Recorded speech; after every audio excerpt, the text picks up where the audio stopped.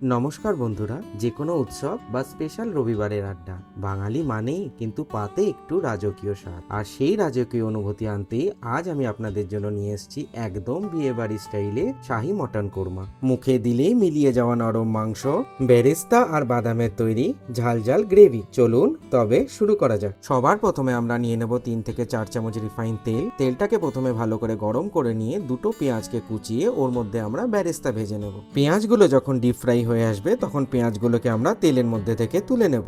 এইবার একটা প্লেটের মধ্যে প্রথমে 3 চামচ মতো এই ভাজা পেঁয়াজ আমরা নিয়ে নেব, আর নেব শুকনো নারকেলের কুচি, একটা জায়ফল, দুটো জাবেত্রী আর 6 থেকে 7টা কাঠবাদাম।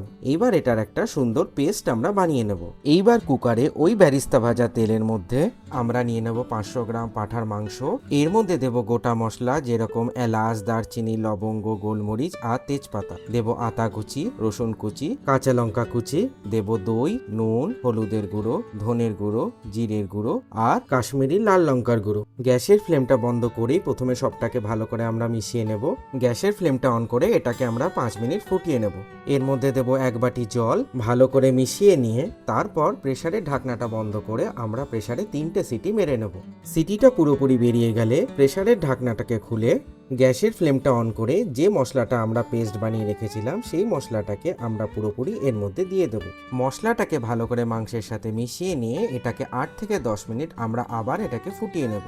এইবার আমরা এর মধ্যে দেব 1 চামচ গরম মশলা আর 2 চামচ কেওড়ার জল। সবটাকে ভালো করে মিশিয়ে নিয়ে তারপর ওর মধ্যে দেব আমরা কাঁচা লঙ্কা আর আদা কুচি। এটাকে আমরা আবার 5 থেকে 7 মিনিট ভালো করে ফুটিয়ে নেব। আপনারা স্ক্রিনে দেখতে পাচ্ছেন আমাদের মাংসগুলো কত সুন্দর সেদ্ধ হয়ে এসছে, আর দেখতে পাচ্ছেন ঝোলের রং আর ঝোলের টেক্সচার।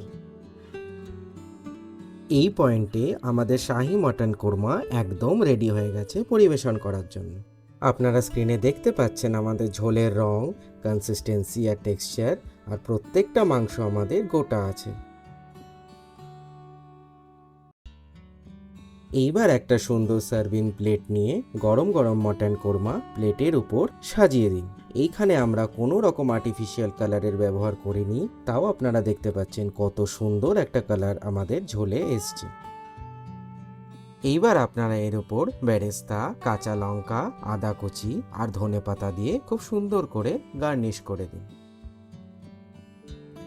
স্ক্রিনে আপনারা দেখতে পাচ্ছেন আমাদের মাংসটা কত সুন্দর সেদ্ধ হয়েছে। আমাদের এই রেসিপিটা যদি আপনাদের ভালো লাগে তাহলে আমাদের চ্যানেলটাকে সাবস্ক্রাইব আর ফলো করুন। লাইক, শেয়ার, কমেন্ট করতে কিন্তু ভুলবেন না। ধন্যবাদ।